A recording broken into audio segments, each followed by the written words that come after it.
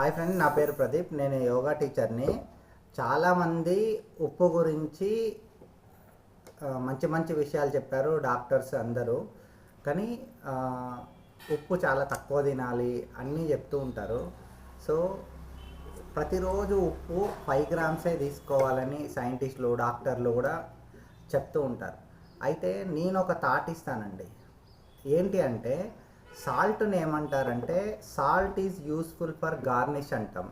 అంటే ఉప్పును గార్నిష్ చేసుకోండి కానీ కూరల్లో వేసుకోకండి అంటాం. అనాది నుంచి అంతే. మన పెద్దవాళ్ళు తెలియదండి, కూరంతా అయిపోయాక ఆ సముద్రం ఉప్పును పైన చల్లుకుంటారు. అది మనం ఎప్పుడో మర్చిపోయాం. టేస్ట్ కోసం కూర అయ్యేటప్పుడే ఉప్పు చేస్తాం. ఒక సింగిల్ థాట్ ఏంటంటే, మీరు కూరంతా అయిపోయాక ఉప్పుని చల్లుకోండి. అయితే మా బాబు కూడా చెప్తాడు చూడండి. ఇప్పుడు ఉప్పుని చెప్తాడంట. చెప్పినాను ఉప్పుని వీనికి ఇప్పుడు ఇవాళ మూడ్ లేదు. అయితే మీరు ఉప్పుని కూరంతా అయిపోయాక సరిపడా చల్లుకొని తినండి. అప్పుడు మీకు టేస్ట్ వస్తుంది, చాలా తక్కువ సాల్ట్ వెళ్తుంది.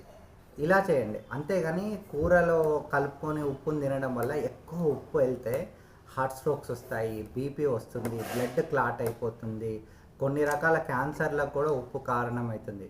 అందుకనే ఉప్పు ఇంటేక్ తగ్గించాలి అంటే కూర అయిపోయాక ఉప్పు చల్లడం స్టార్ట్ చేయండి. మీరు మటన్ చేసుకోండి, చికెన్ చేసుకోండి, కూర చేసేటప్పుడు టేస్ట్ తగ్గట్టు వేయకండి, పైన చల్లుకోండి. గార్నిష్ లాగా కొత్తిమీర వేసుకుంటాం కదా, అలా వేసుకోండి. అప్పుడు ఏంటంటే తక్కువ ఉప్పు వెళ్తుంది.